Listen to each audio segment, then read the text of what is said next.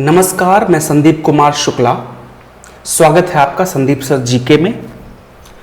अगर आप चाहते हैं कि जितने वीडियो हमारे द्वारा बनाए जाते हैं वो आप तक समय से पहुंचते रहें तो आप हमारा टेलीग्राम ग्रुप ज्वाइन कर सकते हैं। ये है हमारा टेलीग्राम ग्रुप का नाम, देख लीजिए, Sandeep sir GK official Telegram का नाम है, जिसमें 1,02,600 से ज़्यादा बच्चे जुड़े हैं। आप भी हमारे टेलीग्राम ग्रुप में जुड़ सकते हैं। संदीप सर जीके ऑफिशियल 1,02,000 से ज़्यादा लोग हमारे टेलीग्राम में जुड़े हैं। चलिए, तो एक बहुत इंपॉर्टेंट वीडियो है आज का। पूरा लास्ट तक वीडियो को देखिएगा अच्छे से, और पूरा लास्ट तक वीडियो देखने के बाद में फिर उसके बाद में आप खुद डिसाइड कीजिए कि क्या ये चीज आप कर रहे हैं, क्या ये चीज आप नहीं कर रहे हैं। अगर नहीं कर रहे हैं तो क्यों नहीं कर रहे हैं उसको ठीक कीजिए, और कर रहे हैं तो बहुत अच्छी चीज है। मैं आपको कुछ मोटी मोटी बातें आपको बताऊंगा। अगर ये चीज आप कर रहे हैं आपका सिलेक्शन पक्का है, 100% श्योर।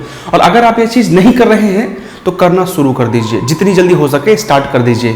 मैं एक सेलेक्टेड स्टूडेंट होने के नाते, ऑलरेडी मैं भी सिलेक्टेड हूँ गवर्नमेंट एग्जाम में, उस एक्सपीरियंस के नाते साथ ही साथ पिछले 2.5 से 3 सालों में जो मेरा टीचिंग एक्सपीरियंस रहा है, और ज़्यादा का रहा है, 3 साल से ज़्यादा पढ़ा है मैंने, उसमें ढेर सारे बच्चे सब इंस्पेक्टर में, excise inspector, income tax inspector, कुछ बच्चे स्टेट पेसिव नायब तहसीलदार भी हैं, पुलिस कांस्टेबल, पटवारी, ढेर सारे एग्जाम में सिलेक्शन हुआ है।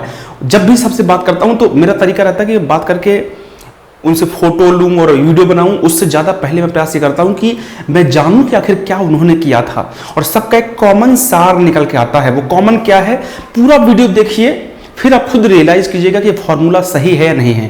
पूरा वीडियो आपको जरूर देखना है। चलिए देखिए, सबसे पहले क्या करना है कि अगर आप किसी गवर्नमेंट एग्जाम की तैयारी करना चाहते हैं, या आपके मन में है कि मुझे गवर्नमेंट एग्जाम की तैयारी करना है, तो सबसे जो फर्स्ट इंपॉर्टेंट चीज होती है, वो सबसे फर्स्ट इंपॉर्टेंट चीज होती है सेलेक्ट योर एग्जाम। कुछ बच्चे क्या करते हैं, वो बैंक भी देते हैं, यूपीएससी भी देते हैं, एसएससी भी देते हैं, और रेलवे भी देते हैं। मन पड़ा तो एजुकेशन वाला कोई एग्जाम उठा के दे दिया, और पेट नहीं भरा तो पता चला टेक्निकल एग्जाम में घुस गए। This is wrong way. अगर आप ऐसा कर रहे हैं तो निश्चित रूप से गलत कर रहे हैं। क्यों? ऐसा नहीं है कि आप मल्टीपल एग्जाम्स देंगे तो आपकी क्वालिटी कम होगी, आपका सिलेक्शन नहीं होगा। ऐसा नहीं होता। मल्टीपल एग्जाम्स के जो नुकसान होते हैं वो ये होते हैं कि सबका सिलेबस अलग है। फॉर एग्जाम्पल, अगर मैं यहां पर यूपीएससी और एसएससी को कंपैरिजन करूं, यूपीएससी और यूपीएससी का जो पूरा एग्जाम है वो बेस्ड है आपके जीके पे। यहां पर मैथ्स और रीजनिंग का रोल लगभग ना के बराबर है। मैथ्स, रीजनिंग, इंग्लिश का जो रोल है लगभग ना के बराबर है। अब कोई बोलेगा सर यूपीएससी मैथ्स नहीं आती क्या? आती है। जो जीएस पेपर 2 होता है प्रीलिम्स में, वहां पर मैथ्स रीजनिंग आती है, बच्चों वाली मैथ्स रीजनिंग आती है। इतने पैसेज उसमें आते हैं कि अगर कोई बच्चा मैथ्स रीडिंग नहीं भी करके जाता तो पैसेज पे ही पेपर निकाल लेता है। बहुत बच्चों वाली आती है। जब आप मेंस देते हो तो उसमें आपको इंग्लिश आती है, बच्चों वाली इंग्लिश आती है। मतलब जिसको बिल्कुल बेसिक भी नॉलेज जीके इंग्लिश का होगा वो पास कर जाएगा। तो यूपीएससी के एग्जाम की जो डिमांड होती है वो जीके होती है, लेकिन एसएससी के एग्जाम की जो डिमांड होती है वो प्योर मैथ्स, रीजनिंग, इंग्लिश पे काम करता है। जीके भी आता है, लेकिन आप देखेंगे कि जीके और इंग्लिश, जो जीके, मैथ्स, रीजनिंग और इंग्लिश प्री में आता है लगभग एग्जाम्स में। और जब आप सेकंड टायर में जाते हैं हर एग्जाम के, वहां पर जो ज्यादा रोल आपको देखने को मिलता है मैथ्स और इंग्लिश का देखने का मिलता है। तो जो एसएससी का एग्जाम्स है वो आपका मैथ्स, इंग्लिश, रीजनिंग पे ज्यादा फोकस रहता है, जीके ना के बराबर आता है। अब आप बोलोगे सर एग्जाम्पल आपने क्यों दिया? मैं इस कर दे रहा हूं कि कोई बच्चा अगर यूपीएससी की तैयारी कर रहा है, वो एसएससी की तैयारी कर रहा है, तो बैलेंस करना बहुत मुश्किल काम है। क्यों? क्योंकि यूपीएससी के लिए आपको प्योर जीके पढ़ना पड़ेगा, हद से ज्यादा जीके पढ़ना पड़ेगा, और एसएससी के लिए आपको प्योर मैथ्स, रीडिंग, इंग्लिश आपकी बहुत ज्यादा स्ट्रांग होना चाहिए तरीके की। यहां जो पढ़ोगे वो यहां पे काम नहीं आ रहा है, जो यहां पढ़ रहे हो वो लगभग यहां पे काम नहीं आ रहा है। मतलब कहने का मतलब कि 2 नाव पे अगर पैर रख के सवारी करोगे, और अगर आप नदी पार कर गए तो आप स्टंट मास्टर हो, लोग आपको सैल्यूट करेंगे। और लेकिन कई बार हादसे भी होते हैं, 2 नाव के चक्कर में इंसान गिरता है, तो एक नाव से भी जाता है, दूसरे नाव से जाके सीधे खाई में गिर जाता है, पानी में गिर जाता है। समझ में आ गया? तो सबसे जो इंपॉर्टेंट काम क्या है कि आपका एग्जाम्स जरूरी है, आपका फोकस। जैसे कई बच्चे बैंक की तैयारी करते हैं, 90% जो बच्चे बैंक की तैयारी करते हैं वो क्या करते हैं, जो समझदार होते हैं वो एसएससी, रेलवे में नहीं कूदते, क्योंकि बैंक का लगभग तरीका अलग है क्वेश्चन पूछने का। उनके मैथ्स अलग है, रीजनिंग अलग है, इंग्लिश क्वेश्चन पूछने का तरीका अलग है। तो बैंक वाले बच्चे आप देखेंगे अमूमन ढेर सारे जो बच्चे होते हैं बैंक के, वो एसएससी एग्जाम्स नहीं देते हैं, क्योंकि उनको मालूम होगा टारगेट सेट है कि भाई मुझे बैंक ही निकालना है। ऐसे बच्चे एग्जाम निकाल लेते हैं। जो बच्चे आपका एसएससी देते हैं तो वो रेलवे देते हैं, क्यों? क्योंकि उनको मालूम है कि जो एसएससी का सिलेबस रेलवे का सिलेबस लगभग एक जैसा है, लगभग लेवल भी एक जैसा है। तो एसएससी वाले बच्चे रेलवे देते हैं, बिल्कुल देते हैं। लेकिन बैंक वाले बच्चे देखिएगा एसएससी में नहीं कूदते, जो समझदार बच्चे होते हैं। तो पहला इंपॉर्टेंट चीज तो क्या है कि आप सेलेक्ट कीजिए एग्जाम को, कि आपको एग्जाम कौन कौन सा देना है। अब सवाल है कि सर कैसे एग्जाम को सेलेक्ट किया जाएगा? तो एग्जाम सेलेक्ट करने का तरीका क्या है? एग्जाम सेलेक्ट करने का तरीका यह है कि आप ये पहले डिसाइड कीजिए कि आपके एग्जाम का सिलेबस क्या है। अगर आपके पास एग्जाम का सिलेबस ही नहीं है तो बहुत दिक्कत हो जाएगी। सिमिलर सिलेबस वाले एग्जाम्स आप दे सकते हैं, जैसे एसएससी हो गया, सीजीएल, सीएसएसएल, सीपीओ, एमटीएस। अगर आप रेलवे में आते हैं तो आपका एनटीपीसी ग्रुप डी हो गया, लगभग सेम सिलेबस एग्जाम है। वहां भी मैथ्स, रीडिंग, इंग्लिश और जीके आ रहा है, यहाँ मैथ्स, रीडिंग, जीके आ रहा है, इंग्लिश नहीं आ रहा है, मतलब लगभग सेम सिलेबस है। समझ गए? तो एसएससी वाले बच्चे रेलवे देते हैं, बिल्कुल देते हैं और देना भी चाहिए, ठीक है। लेकिन एसएससी वाला बच्चा बोले मैं यूपीएससी दूंगा, तो फिर ये एक काम करो, या कि बहुत होशियार हो तो बैलेंस करके चलो दोनों को, नहीं तो दिक्कत हो जाएगी। तो पहला तो होता भाई सेलेक्ट योर एग्जाम। आपका एग्जाम बिल्कुल सेलेक्ट होना चाहिए कि आपको कौन सा एग्जाम देना है। और एग्जाम सेलेक्ट करने का तरीका क्या है कि सिलेबस देखिए, अगर सिमिलर सिलेबस है, लेवल सेम है एग्जाम का, तो आप बिल्कुल दीजिए, कोई मना नहीं किया। नेक्स्ट आता है आपके पास में एग्जाम की लिस्ट होना चाहिए। 1 से 2 साल के अंदर कौन से एग्जाम होने वाले हैं, जो भी एग्जाम देना चाहते हो। अगर एसएससी देना चाहते हो, एसएससी का पूरा कैलेंडर आपके पास होना चाहिए। रेलवे है तो रेलवे का पूरा कैलेंडर होना चाहिए। बैंक दे रहे हो तो बैंक का पूरा 1-2 साल का कैलेंडर होना चाहिए, अगर अवेलेबल है तो। अगर अवेलेबल नहीं है तो कोई बात नहीं, बीच में जब आपका एग्जाम आएगा तो उस टाइम पर डेट लिख लीजिए। बिल्कुल आपके पास बोर्ड होना चाहिए, एक दीवार में चिपका दीजिए कागज, ये एग्जाम्स मेरे पास में अभी 1 ईयर, 2 ईयर, 3 ईयर्स के अंदर हैं। जैसे एसएससी ने 2021 मार्च तक का कैलेंडर पब्लिश कर दिया है, तो 2021 लगभग 1 साल तक का पूरा कैलेंडर अपने पास है। पूरा स्ट्रक्चर दीवार में लिखा होना चाहिए, आपको मालूम होना चाहिए कौन सा एग्जाम कब हो रहा है, उससे आपको स्ट्रेटजी बनाने में आसानी होगी। बीच में बोलोगे सर कोई एग्जाम ऐसा आ गया जो बीच में आते हैं कई बार, बिल्कुल उनको लिख दीजिए लिस्ट में। अब जब एग्जाम अनाउंस होगा तो उसको आप लिस्ट में लिख दीजिए भाई ये एग्जाम ये मंथ में है, ताकि पूरी लिस्ट मंथ के साथ बनी रहेगी, भाई किस मंथ में मेरा कौन सा एग्जाम है, और उस हिसाब से आप स्ट्रेटजी बनाते रहें, ठीक है। चलिए नेक्स्ट आता है क्या, अगला आता है आपका सिलेबस ऑफ एग्जाम। अगर आपके पास ये नहीं है तो मुझे लगता है कि शायद बहुत मुश्किल हो जाएगा। ये वही वाली बात है कि आप युद्ध के मैदान में गए हैं, और युद्ध के मैदान में जब गए तो आपको मालूम नहीं था कि क्या लेके जाना है, और वहां पे आप लाठी लेकर चले गए, हाथ में 2 लाठी लेकर बहादुर बन के, और सामने का दुश्मन जो बंदूक लेके बैठा हुआ है, तो फिर आपका शहीद होना तय है। समझ में मैं क्या बोल रहा हूँ? आपको मालूम नहीं कि मुझे युद्ध में ले जाना क्या है, वो कौन बताता है? वो सिलेबस बताता है। सिलेबस आपको बताता है कि भाई तेरे को युद्ध में ये लेके जाना है। ऐसा नहीं कि भाई चले युद्ध में बंदूक चल रहा है और हाथ लाठी लेके चले गए, युद्ध में तोप चल रहा है और चाकू लेके चले गए कि आ जाओ कोई नहीं, युद्ध में लाठियां चल रही है और आप ऐसे ही चले गए कि चलो आप तो मैं ऐसे ही लड़ूंगा। सिलेबस आपको ये बताएगा कि युद्ध के मैदान में क्या क्या लेके जाना है, जो बैटल फील्ड है वहां पे क्या लेके जाना है आपको, मतलब आपको पूरा बताएगा कि आपको क्या क्या पढ़ के जाना है। सिलेबस नहीं है पता चले मैथ्स में लिखा था कुछ और, पढ़ के कुछ और चले गए। मतलब वही वाली बात है कि एनटीपीसी ग्रुप डी का पेपर था, आप ज्योमेट्री अरिथमेटिक पढ़ के चले गए, जब नहीं है तो नहीं आती तो नहीं आती।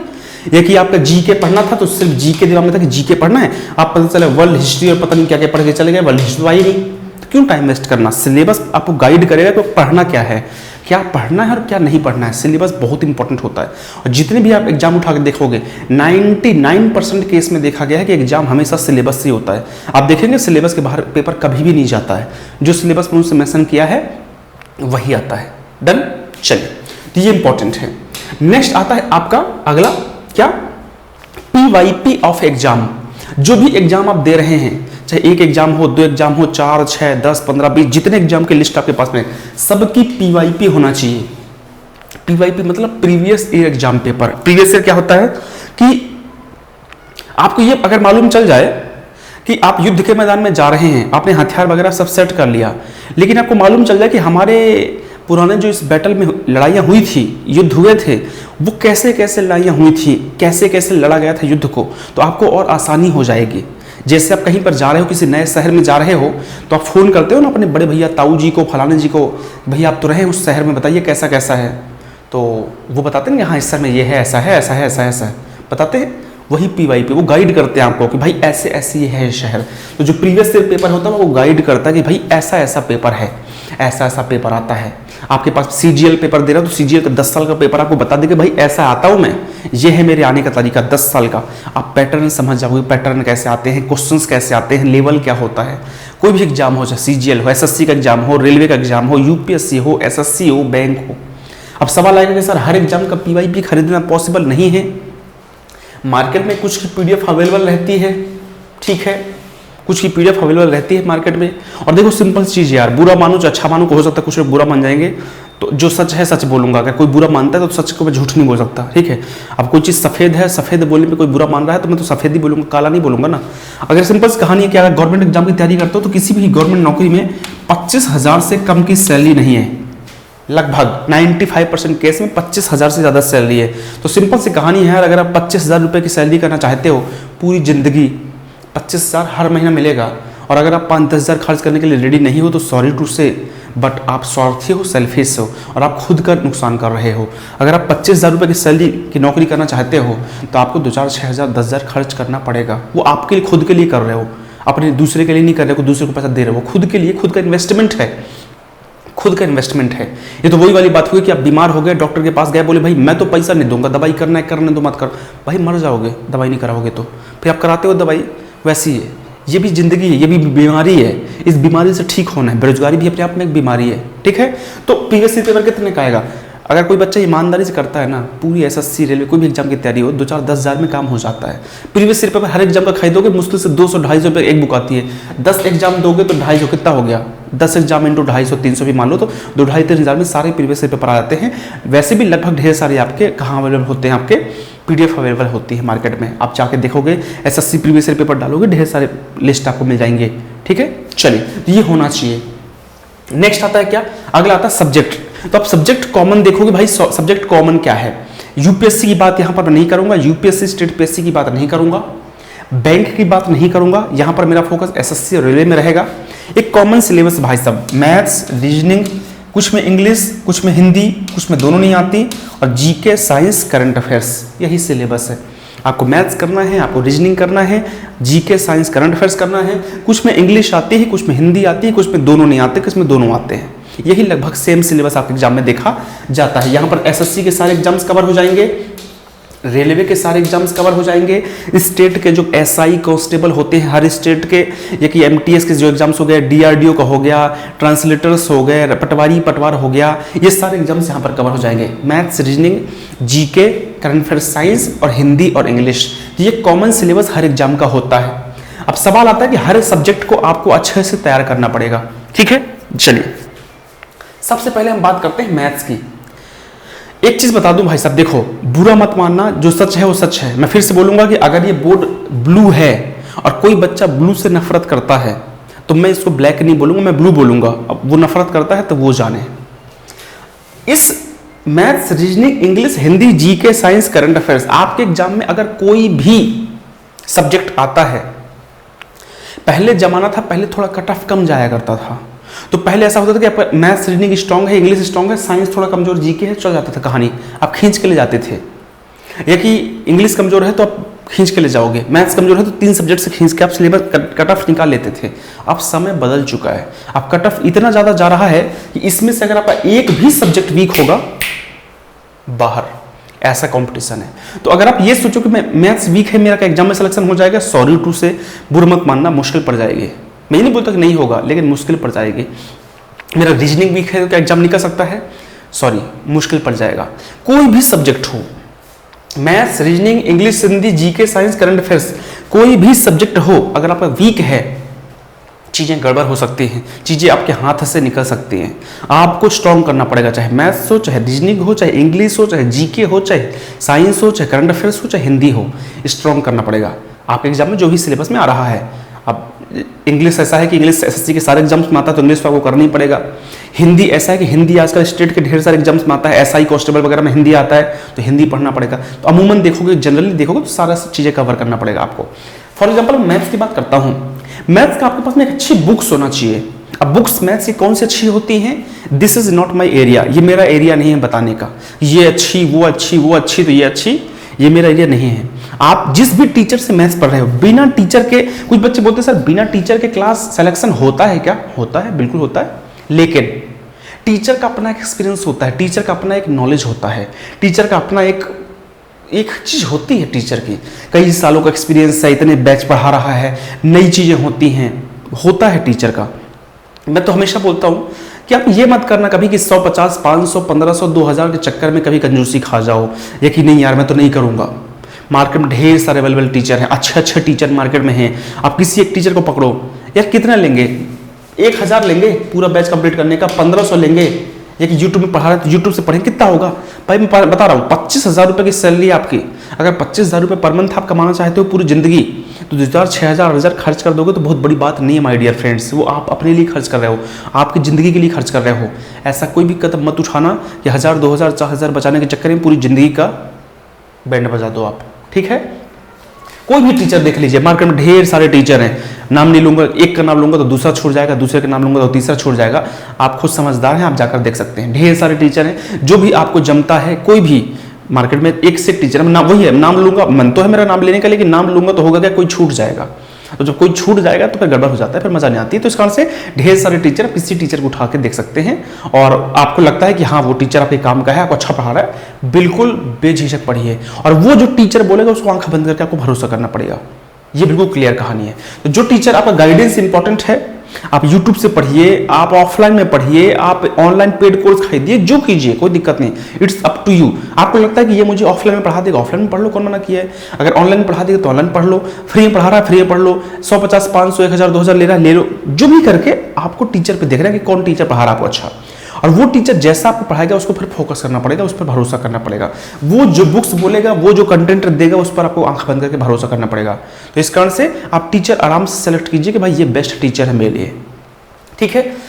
वो जो टीचर है वो आपको प्रीवियस ईयर पेपर्स कराएगा, आप उसको आराम से देखिए। वो टीचर आपका मॉक टेस्ट कराएगा, या दूसरी जगह जहां भी करोगे मॉक टेस्ट जरूरी है, ठीक है। आपने मान लीजिए अगर पूरी मैथ्स कंप्लीट कर ली, पूरा अच्छे से बेसिक आपका कंप्लीट हो गया, हर एक टॉपिक कंप्लीट हो गया, तो फिर जो भी एग्जाम दे रहे हो, मान लो फॉर एग्जांपल आपने पूरी मैथ्स कंप्लीट कर ली, अब आप मान लीजिए CGL दे रहे हो, तो CGL के पिछले 10 सालों के पेपर उठाओ, अब पूरा टॉपिक कंप्लीट करने के बाद अब देखोगे क्या आपने जो पढ़ाई की है उससे CGL के टॉपिक्स कवर हो रहे हैं कि नहीं हो रहे हैं। आप पूरा पेपर सॉल्व कीजिए, उससे आपका पूरा प्रीवियस ईयर पेपर हो गया। उसके बाद अपनी और तैयारी को धार देने के लिए आप मॉक टेस्ट ज्वाइन कीजिए, 10 टेस्ट, 15 टेस्ट, 20 टेस्ट, उससे आपकी तैयारी में और धार आएगा कि यार बेस्ट हो रहा है, बेहतरीन जा रही मेरी तैयारी, कहीं गड़बड़ है तो और दिखिए, टीचर से बात कीजिए, कहीं कमी है तो उसको और ठीक कीजिए। समझ गए, ये चीजें होती हैं। ऐसी मैथ्स का यही सेम हाल रीजनिंग का भी है। रीजनिंग में भी आप कोई ढंग का टीचर देख लीजिए, कोई अच्छा सा टीचर देख लीजिए जो आपको बहुत बेहतरीन तरीके से कवर कराए, पूरा बेसिक कंप्लीट करवाए। बेसिक कंप्लीट करवाने के बाद आपको बुक्स बताएगा, गाइडलाइंस देगा कैसे तैयारी करना है, उसका अपना एक्सपीरियंस होता है टीचर का। टीचर कौन, वो आप सेलेक्ट करोगे, आपको जो लगता है बेस्ट टीचर है वो आप सेलेक्ट करोगे। टीचर हमेशा समझदारी से सेलेक्ट करना है अपने को। तो ये सारा चीज़ें वो बताएगा, प्रीवियस ईयर पेपर कराएगा, मॉक टेस्ट कराएगा, ये सारी चीज़ें होंगी। यही सेम हाल आपका इंग्लिश का है। इंग्लिश में भी आपको ऐसे ही करना है, एक अच्छा टीचर सेलेक्ट कीजिए। इट डजेंट मैटर कि वो ऑफलाइन का है कि ऑनलाइन का है, किस कोचिंग का है, किस यूट्यूब चैनल का है, किसका कौन है, किसका क्या है, उससे कोई फर्क नहीं पड़ता। इट्स अप टू यू कि आपको कौन बेस्ट लग रहा है। यही सेम चीज आपका जीके में करना है, जीके साइंस करंट अफेयर्स में करना है। जीके साइंस करंट अफेयर्स में अपनी ऑलरेडी क्लासेस चल रही हैं, इसके बारे में भी लास्ट में बात करूंगा और अच्छे से, ठीक है। चलिए, ये करने के बाद में यही सेम हाल आपका हिंदी का भी है। हिंदी के लिए भी आपको ऐसे ही करना है। अब ये तो हो गया हमारी सब्जेक्ट का।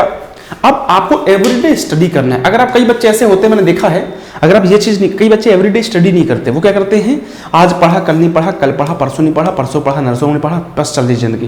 पता चल 4 दिन बिल्कुल नहीं पढ़ाई कर दी और एक दिन बैठ के 24 घंटे पढ़ाई कर ली। ये इट्स नॉट गुड। आपको डेली एक टाइम डिसाइड करना है। डेली मैं तो बोलता हूँ चाहे भाई 5 ही घंटा पढ़ो, लेकिन पढ़ो डेली।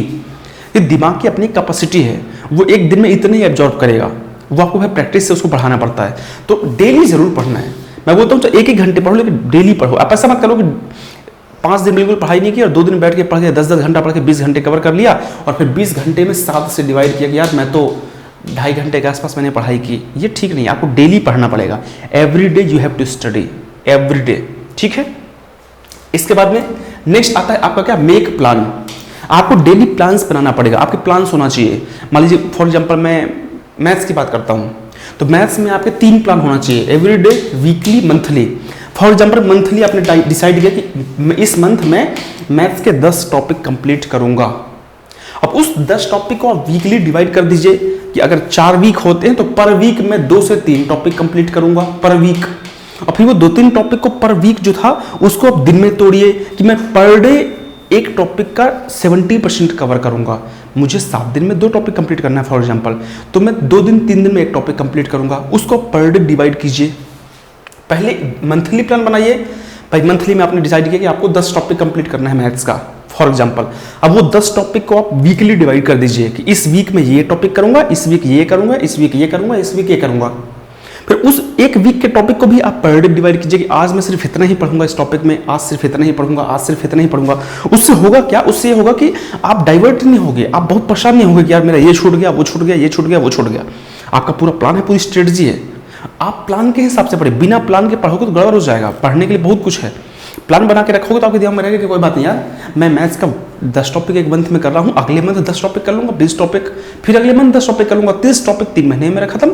30 होंगे, ज्यादा कितने होंगे, 250 टॉपिक थोड़े होंगे, 30 टॉपिक होंगे मैथ्स में, 3 महीने में पूरा कवर हो जाएगा मेरा। तो उससे क्या है, स्ट्रेटजिक चीज रहेंगी और क्लियर रहेगा दिमाग में। नहीं तो टेंशन बहुत होती है कि यार ये छूट गया, वो छूट गया, ये छूट गया, वो छूट गया, इस टाइप की चीजें बहुत होती है। तो ये चीज करना पड़ेगा। इसके ऊपर मैं अलग से स्पेशल वीडियो बनाऊंगा। अब मैं इस टाइप की वीडियो बनाना चालू करूं, डेली मैं एक वीडियो ऐसा करूंगा आप लोगों के लिए, जिससे आपको और सहूलियत मिलेगी कैसे कैसे करना है, कौन सी बुक पढ़ना है, कैसे स्ट्रेटजी बनाते हैं, कैसे रिवीजन करते हैं। इस पर धीरे धीरे एक वीडियो बनाना शुरू करूंगा आप लोगों के लिए, ठीक है। ये इंपॉर्टेंट है। इसके बाद में आपको फोकस ऑन मोर रिवीजन। अगर आप रिवीजन नहीं कर रहे हैं तो ये खतरनाक है। बच्चे कई बार बोलते हैं सर मेरे को ये याद नहीं रहता, वो याद नहीं रहता, ये याद नहीं रहता, वो याद नहीं रहता। सिर्फ और सिर्फ एक ही तरीका है इसका, आप रिवीजन नहीं कर रहे हो, इस कारण से आपको भूल जाती हैं चीज़ें। आप खूब रिवीजन कीजिए, पेट भर के रिवीजन कीजिए, खूब रिवीजन कीजिए। जितना रिवीजन आप करोगे आपका उतना ज़्यादा क्लैरिटी आएगी उस टॉपिक पे, वो टॉपिक उतना ज़्यादा स्ट्रांग होगा, वो टॉपिक उतना ज़्यादा क्लियर होगा। आप खूब ज़्यादा रिवीजन कीजिए, जितना रिवीजन करोगे उतना बेनिफिट होगा आपको, ठीक है। चलिए, उसके बाद नेक्स्ट आता है इवेल्युएट कीजिए। इवेल्युएट क्या होता है? आप पर डे की स्टडी को अपने नंबर दीजिए, पर डे आप कितना पढ़ाई कर रहे हो। इस पर भी स्पेशल वीडियो बनाऊंगा मैं, कैसे करते हैं कि आपने आज कितना टारगेट बनाया था और आपने कितना कंप्लीट किया। आप खुद को अपने आप को आकलन कीजिए डेली। यार आज मैंने ये सोचा था लेकिन ये नहीं किया मैंने, आज मैंने ये सोचा था ये नहीं किया, आज मैंने ये सोचा था ये नहीं किया। उससे पर डे जब आप इवेल्युएट करते हो अपने आप को ना, तो आपकी गलतियां पकड़ में आती है कि आज मैंने ये टाइम वेस्ट कर दिया था, आज मैंने उस फ्रेंड को फ़ोन किया 1 घंटे बाद की, वहाँ मेरा नुकसान हुआ, मुझे फ्रेंड से बात नहीं करना, ठीक है। ये कि मम्मी के साथ मार्केट चला गया था, मम्मी तो सब्जी अकेले मम्मी भी ला सकती थी, या कि मेरा भाई भी जा सकता था, बहन भी जा सकती थी, पापा भी जा सकते थे, या कि मैं चाहता तो बिग बास्केट से मंगा लेता, या कि कहीं से मंगा लेता। कितना लगता? 20 रुपये ज़्यादा लगता, लेकिन 20 रुपये मेरे 2 घंटे 3 घंटे से ज़्यादा थोड़ी ना यार, समझ आए। 20 रुपये है मेरे, ठीक है। आप कुछ बोलेंगे सर 20 रुपये बहुत बड़ी बात होती है, ठीक है, सबका अपना बैकग्राउंड होता है, लेकिन 10 रुपये 20 रुपये के चक्कर में जल्दी खराब नहीं करना मुझे अपनी, है ना। तो खुद को इवेल्युएट कीजिए। इवेल्युएट आपको डेली भी करना है। डेली के टारगेट्स आपने पूरे किए, क्यों नहीं किए तो कैसे किए, नहीं किए तो क्यों नहीं किए, क्या क्या दिक्कतें थी उसको ठीक करो। वीकली भी देखना है, इस वीक मैंने ये टारगेट अपना बनाया था, ये टारगेट क्यों नहीं पूरा हुआ भाई साहब, कहाँ दिक्कत रहेगी मेरी, कहाँ प्रॉब्लम थी, मैंने क्या क्या गलतियाँ की, कहाँ मैंने टाइम वेस्ट किया। वो शादी में गया था, वहाँ पे मेरा पूरा 5 घंटे नुकसान हुआ था। अब मैं नहीं जाऊँगा भैया, जब तक नौकरी नहीं लगी तब तक कोई शादी नहीं। इमरजेंसी वाली शादी में जाओ, मना नहीं किया मैंने, ये नहीं बोला कि रिश्तेदारों से रिश्तेदारी तोड़ दो, लेकिन आपका फोकस होना चाहिए भाई, आपका सिलेक्शन सब कुछ है। आपका सिलेक्शन हो जाएगा तो शादियाँ ढेर सारी हैं, लेकिन सिलेक्शन नहीं होगा तो फिर इतनी गंदी नौकरी मिलेगी प्राइवेट की कि फिर चाह कर भी शादी में नहीं जा पाओगे, है ना। ऐसे आपको करना है। उसके बाद में सबसे इंपॉर्टेंट मंत्र है पढ़ाई तो जरूरी है। ढेर सारे तरीके हम धीरे धीरे तरीके बताना चाहूँगा। वीडियो को नीचे कमेंट करके आप मुझे बताइएगा कि और कैसे कैसे वीडियो आप चाहते हो मेरे से प्लानिंग पे। जैसे मैं भी खुद पढ़ता भी हूँ, पढ़ाता भी हूँ, मेरा खुद का भी सिलेक्शन हुआ है, तो एक एक्सपीरियंस है।